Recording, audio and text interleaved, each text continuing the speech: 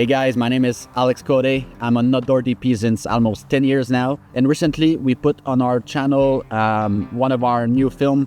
It's a very short film called Anchored.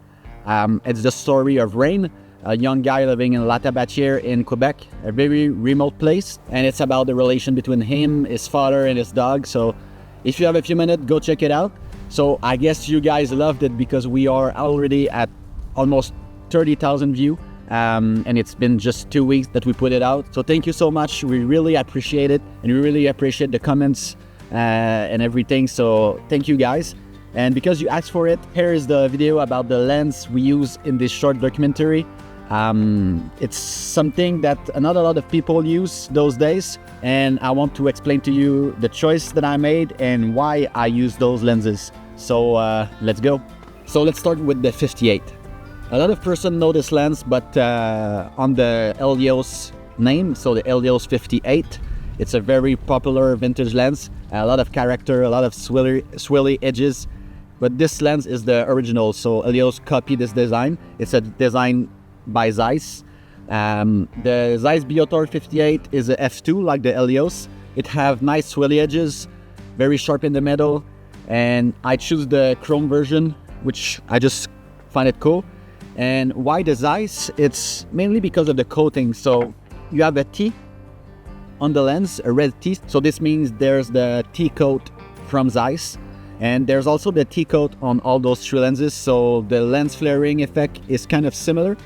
I find that the Helios flare a little bit more and the flare are a little bit more distracting. But for the 58, I found them very well controlled. So here's the 58 and the little design that I made with Simmod lenses. I don't know if you can see it.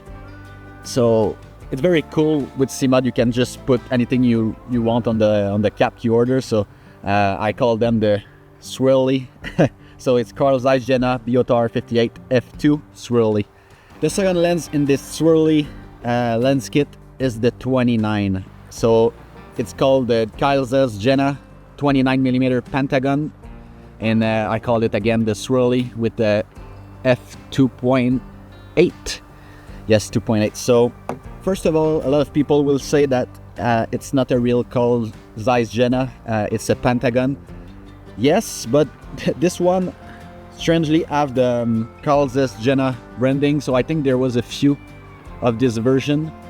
I think it's because Carl Zeiss just took the design from Pantacon in the past and made a few of them. I just choose to rebrand it that way. So it's still a Carl Zeiss Jena because it's written on it. So, but it's not the Carl Zeiss Jena design. So I just wanted to make this clear. Otherwise, it's a very cool lens. Not a lot of people talk about it, mainly because it's not a good lens. It doesn't perform well at all. And you will say, why do I love it? It's mainly because it's matched pretty well with the 58. And 29 is just such a good focal length for documentary work. I found it's not too wide like a 24. It's sometimes a bit too wide, and it's not too tight like a 35 or 40 millimeters. Sometimes it's a bit too tight.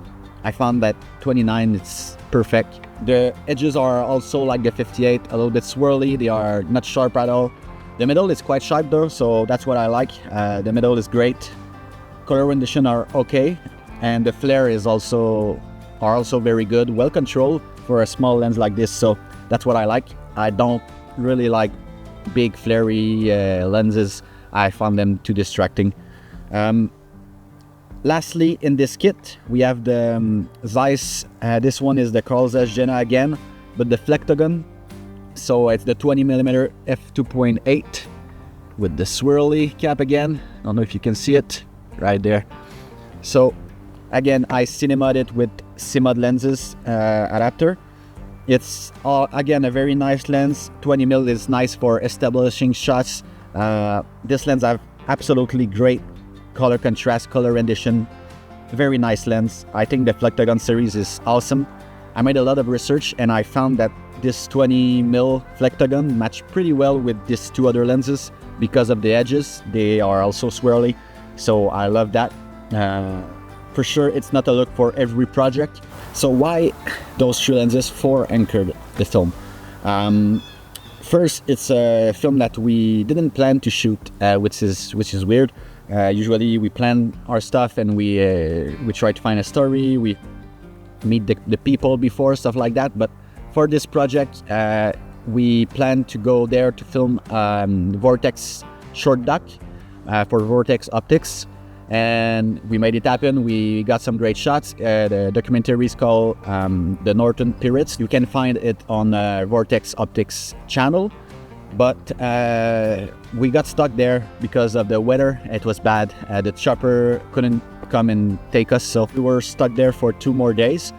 And me and John Anthony, the other guy that was with me, we just tried to find something else that we can film. And with the interviews that we already got for the Vortex film, we found some part that maybe showcase something different. Not only the hunt that Vortex wanted us to capture, but more something about the life of this young guy.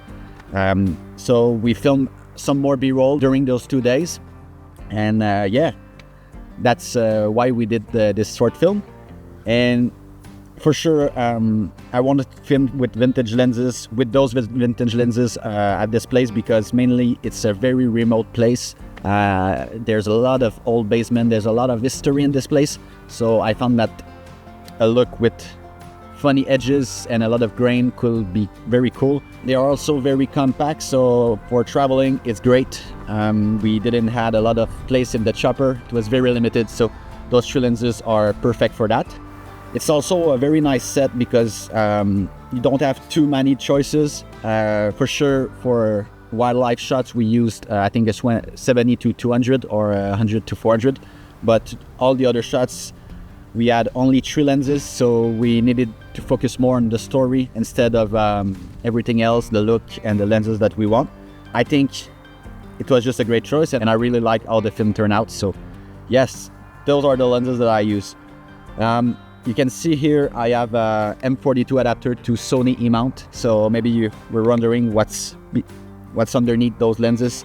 I purchased 3 lens adapter.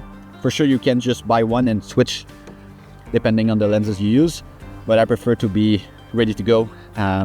Shooting documentary, we are always very rushed and we don't have a lot of time to screw things on the lens, so I figure it makes sense to just have them all set and ready to shoot. So before we conclude, I just wanted to show you on the screen right now some shots that we took with all those lenses up there. So let's start with the 58.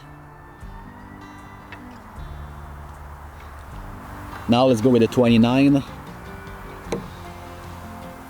And now the 20.